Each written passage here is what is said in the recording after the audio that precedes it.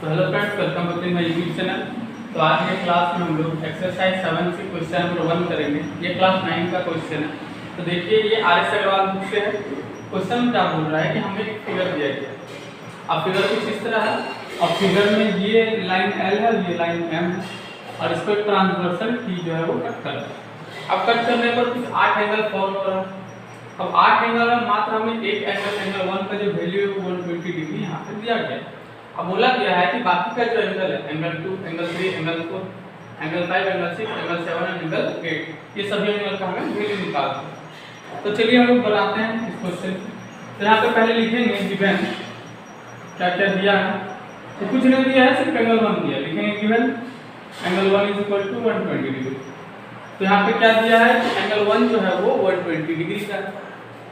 अब जो 120 डिग्री का है तो हमें सबसे पहले एंगल 1 का करस्पॉन्डिंग हम लोग पिछले वीडियो में हम अपलोड किए थे समझा के कि एंगल 1 का करस्पॉन्डिंग एंगल 5 होता है। तो यहाँ पे दोनों इक्वल होता है। तो जब दोनों इक्वल होगा तो सर 1 और 5 जो है बराबर होगा। तो यहाँ पे लिख देंगे कि एंगल 1 = एंगल 5। यहाँ पे रीजन देंगे CORRESPONDING, करस्पॉन्डिंग एंगल। और जब सर दोनों बराबर होगा तो यहाँ पे लिख सकते हैं कि देयरफॉर एंगल 5 का वैल्यू क्या आ जाएगा, 120 आ जाएगा। अब देखिए एंगल 5 जो है हमारा 120 आ गया ना। अब हम लोग क्या करते हैं 5 तो आ गया। अब हम लोग को ये भी पता है कि एक स्ट्रेट लाइन में दूसरा लाइन टकराता है तो इसका सम और इसका सम दोनों 180 के बराबर होता है। यही चीज ये कॉन्सेप्ट यहाँ पे लगाते हैं। ये लाइन एल है, ये ट्रांसवर्सल टी है और ये एंगल 1 और एंगल 2 है। मतलब इस कॉन्सेप्ट से हम लोग लगा सकते हैं, ये स्ट्रेट लाइन का प्रॉपर्टी है कि स्ट्रेट लाइन में 180 डिग्री एंगल फॉर्म करेगा चाहे वो कितना भी लाइन वहां पे इंटरसेक्ट करे। यहाँ पे हम लोग बोल सकते हैं कि यहाँ पे क्या होगा, एंड करके लिखेंगे एंगल 1 प्लस एंगल 2 जो है वो 180 डिग्री होगा। 180 डिग्री क्यों होगा तो लिखेंगे बिकॉज़, ये बिकॉज़ का साइन है, because L is a straight line. क्योंकि एल एक स्ट्रेट लाइन है तो एंगल 1 और एंगल 2 का सम कितना होगा, 180। और हमें यहाँ से एंगल 1 का वैल्यू जो है पुट कर देंगे, एंगल 2 का वैल्यू में यहाँ पे निकल जाए।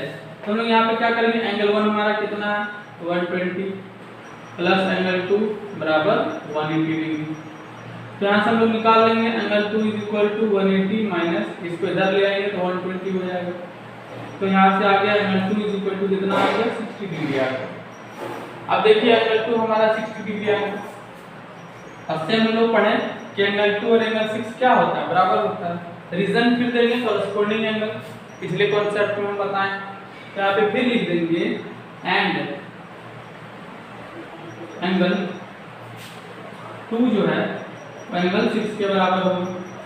यहाँ पे रीजन क्या देंगे, करस्पॉन्डिंग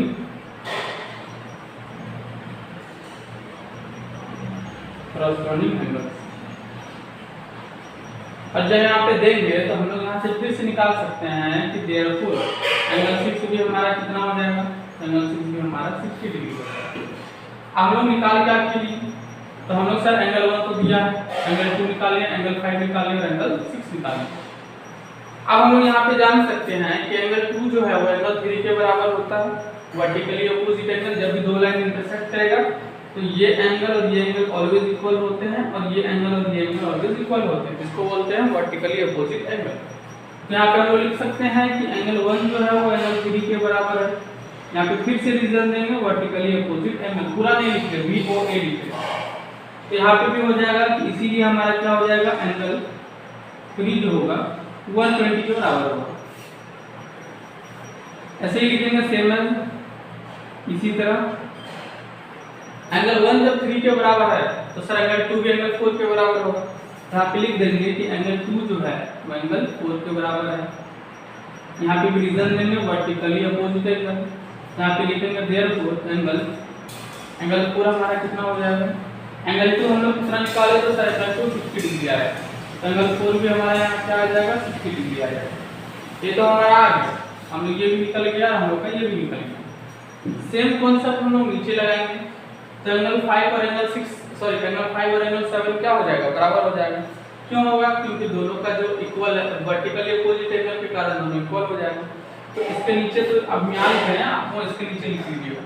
यहाँ पे फिर से हम लोग करेंगे कि एंगल 5 जो है एंगल 7 के बराबर होगा।